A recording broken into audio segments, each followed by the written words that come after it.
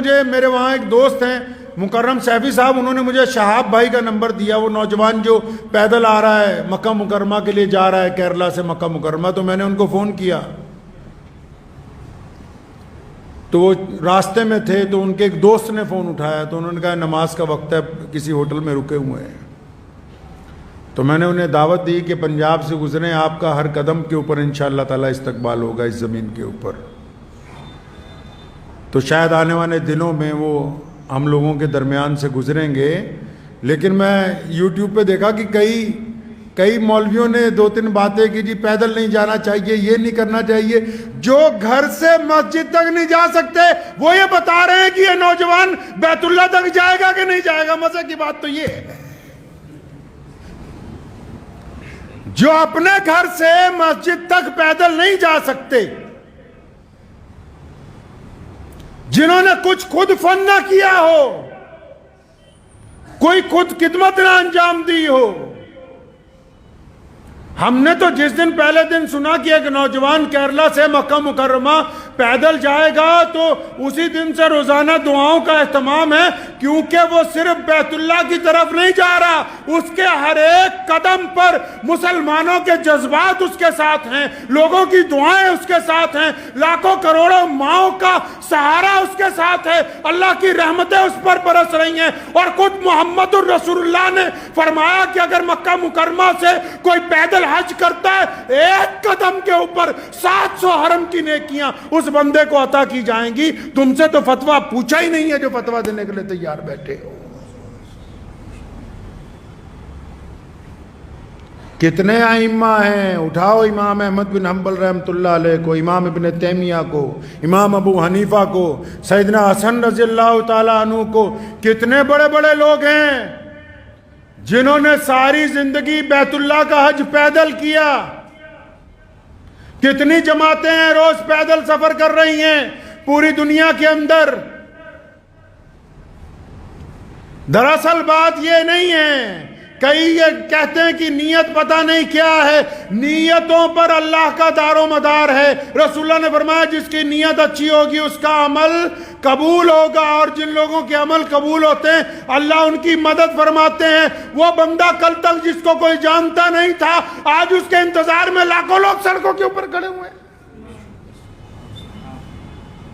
صرف مسلمان ہی نہیں، اس ملک کے تمام لوگ، کیونکہ لوگ یہ سمجھتے ہیں اس بات کو اچھی طرح کہ جو بندہ اتنی دور سفر پہ اپنے رب کے گھر کی طرف پیدل جا رہا ہے، اس کے اندر اللہ تبارک و تعالیٰ نے ایمان کی دولت رکھی ہے۔ یہ اتنے عاشقان رسول اس لیے نکلے کیونکہ علامہ نے کہا نا کہ کی محمد سے وفا تو نے، کی محمد سے وفا تو نے تو ہم تیرے ہیں، یہ جہاں چیز ہے کیا لوح و قلم تیرے۔ جب بندہ اللہ کی طرف چلتا ہے تو کائنات کی ہر شے اس کی مدد کے لیے تیار ہو جاتی ہے۔ مبارکباد دینے کی بجائے ایک دو لوگوں نے، ایک صاحب کی میں مختصر سی بات سن رہا تھا تو وہ فرما رہے تھے کہ میں یہ فتویٰ دے رہا ہوں، میں یہ کر رہا ہوں، میں وہ کر رہا ہوں، تو مجھے بڑی حیرانی ہوئی۔ میں کہا اگر یہ واقعی بہت اچھا فتویٰ دینے والے ہیں، اگر ان میں واقعی اسلام کا درد ہے اور یہ اس بات کو سمجھتے ہیں کہ کون سا عمل اسلام میں نیا ہے کون سا پرانا ہے، اگر ان کے واقعی سینے کے اندر ایک دھڑکتا ہوا دل ہے، اگر واقعی ان کے اندر جذبات ہیں، اگر واقعی یہ کوئی زندہ دل مولوی ہے، اگر واقعی اس مفتی کے قلم میں بصیرت ہے، اس میں طاقت ہے، تو جب کسی کا گھر گرایا جاتا ہے اس وقت اس کا فتویٰ کیوں نہیں چلتا؟ جب کسی کو ناجائز قید میں ڈال دیا جاتا ہے اس وقت اس کی زبان کیوں نہیں کھلتی؟ یہ صرف مسلمانوں کو پریشان کرنے کے لیے، مسلمانوں کو تکلیف پہنچانے کے لیے ان کا قلم چلتا ہے۔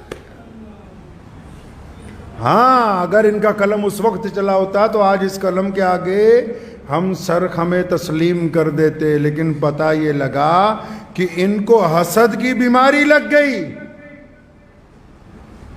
حسد کی بیماری لگ گئی۔ حسد کا کوئی علاج نہیں ہے دنیا میں۔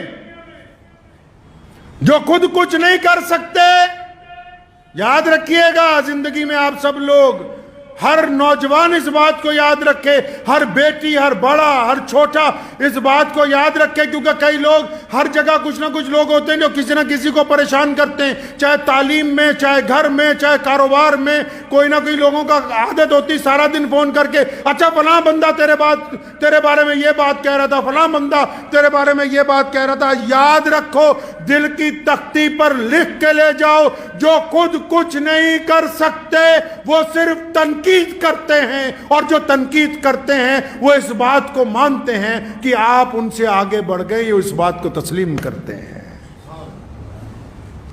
اس لیے شہاب بھائی کو کہنا چاہتا ہوں کہ اگر کوئی ایک دو لوگ تنقید بھی کر رہے ہیں تو انہوں نے مان لیا کہ تم ان سے افضل ہو۔ تنقید کرنے والے نے اس بات کو تسلیم کر لیا۔ ہر سال 1-2 حاجی پیدل پہنچتے ہیں، آپ کو پتا ہے، لیکن یہ سرکاری مولوی تب نہیں بولے۔ اس سال جب انگلینڈ سے پیدل حج کرنے والا چلتا ہوا 6,500 کلومیٹر کے بعد مکہ پہنچا، وہاں کے حکمرانوں نے اس کا استقبال کیا، تب یہاں کا کوئی مولوی نہیں بولا۔ کیوں؟ کیونکہ وہاں سے چندہ لینے جانا ہے۔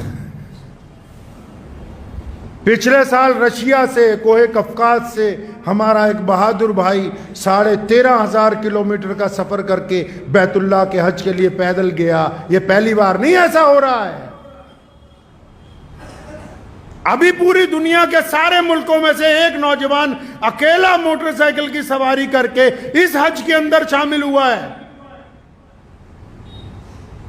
تو یہ جو اب پیدل جا رہا ہے، آپ کیا سمجھتے ہیں کہ اس کے پیدل چلنے سے صرف شہاب بھائی کا حج ہوگا؟ نہیں، جب وہ شہاب پیدل چلتا ہے تو لاکھوں دلوں کے اندر بیت اللہ کو دیکھنے کی تڑپ پیدا ہوتی ہے، اس کو ثواب اس کو نہیں ملے گا؟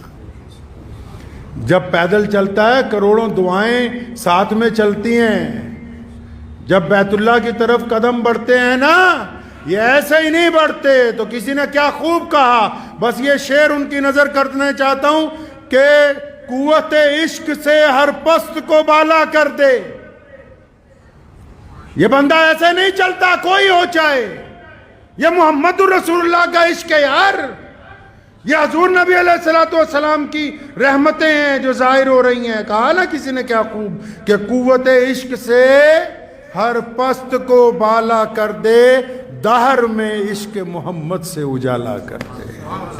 وآخر دعوانا ان الحمدللہ رب العالمین۔